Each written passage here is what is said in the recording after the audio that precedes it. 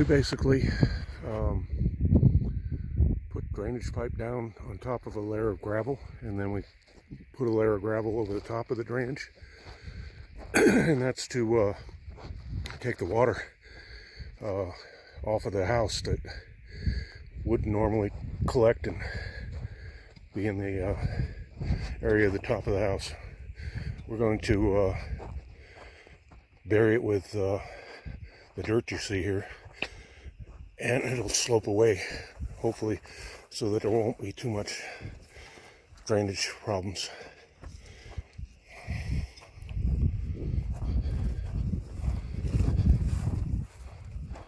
Oh. Those are the weight hangers that actually make my scraper blade work really well for doing the road. It doesn't lift up and walk over the rocks anymore. And these two guys have been helping me out on a regular basis, and they're helping to put the drain in. The drain's going to go all along the wall, down that slope, and then in behind a future wall that's going to be for where the propane tank goes down there.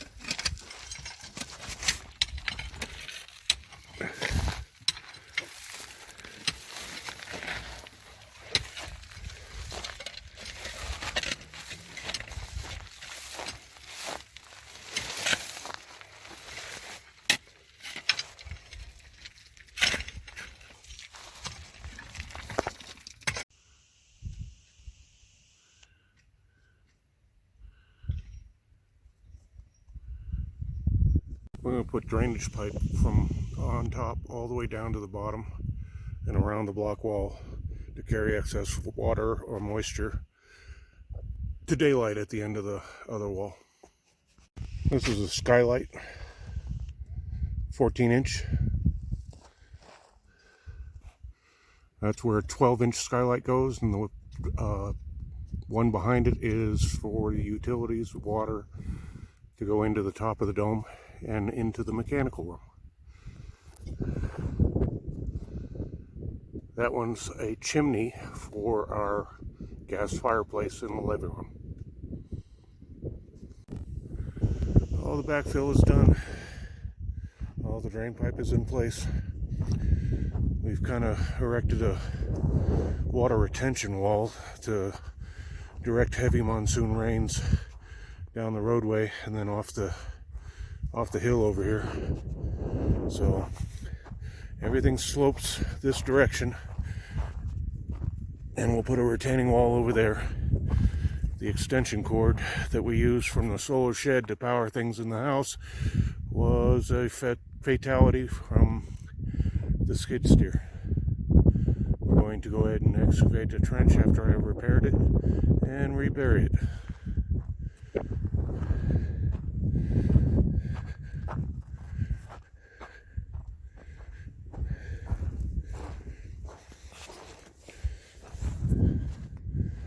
The drainage currently goes out to the end of that wall right there and follows the perimeter all the way up and around the structure.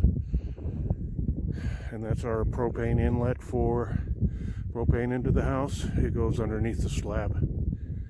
So we'll be putting a propane tank in that area there and a retaining wall behind it and a gate in front of it. And this is the access to the back of the house. Wife wants to do gardening up here, so not sure how she's going to get that done, but she has plans, I guess.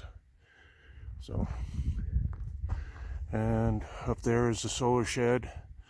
We got a porta potty up there, and we got the solar panels up there. And like I was saying, the water should drain all down here. We're going to put retaining piles over there, just like I showed you before on the other side. And we're going to use a tractor with the stump bucket, which is a poor man's backhoe. And it's going to allow us to excavate a trench for our electric cable. And that's the bucket I'll be using right there. Alright, I guess that's it for now. We're going to put drainage pipe from on top all the way down to the bottom and around the block wall to carry excess water or moisture to daylight at the end of the other wall. Going to lay rebar and tie it into these that are tied into the wall so everything's like one piece. Going to be a sliding gate here. We're going to put in the track for it. Eventually we're going to decide what we're going to do for a gate. I kind of want it to be solid so the wind doesn't come through, but we haven't made up our mind yet. Basically this is about 4-foot wall, and the reason we did that instead of something that we could see through is because the wind is so atrocious up here at times. It'll actually take, and well, it blew over our porta potty with 10 gallons of water in the bottom 3 times, so we had to strap it down. But anyway,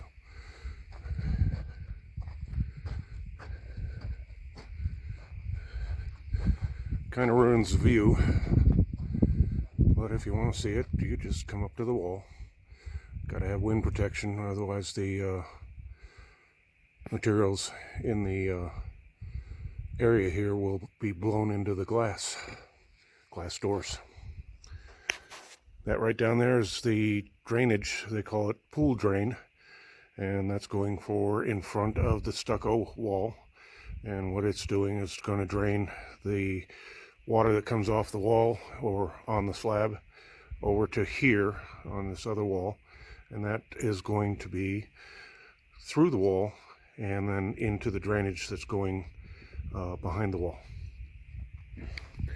We have excuse me, we have drainage here, and that will be at the level of the concrete, and then drainage here,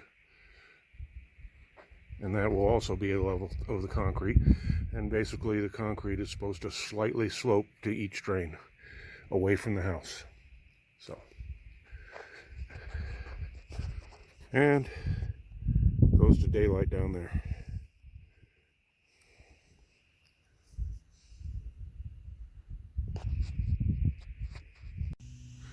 Well, it's almost completely buried. The drainage is in. Goes all the way down to the corner here, out, and where that plywood is, protecting it from getting crushed with vehicles. And then tomorrow we're going to be pouring concrete for the patio. We have the pool drain in place, and then the drainage pipe that's going to go through the wall and into the drainage that we placed yesterday. And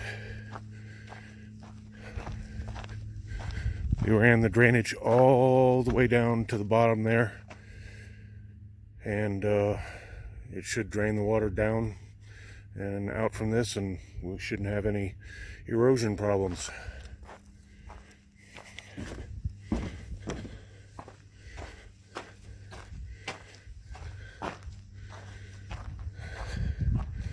That pool drain we went ahead and caulked in behind and then stuck it to the wall, put the board in place and the pins in place to hold it while it dried.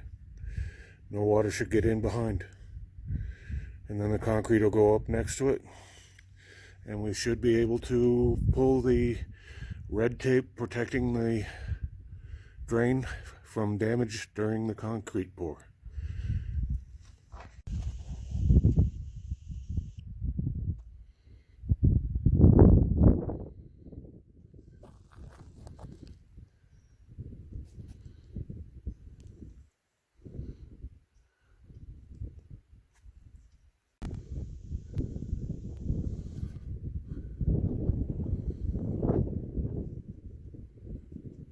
We're going to put drainage pipe from on top all the way down to the bottom and around the block wall to carry excess water or moisture to daylight at the end of the other wall.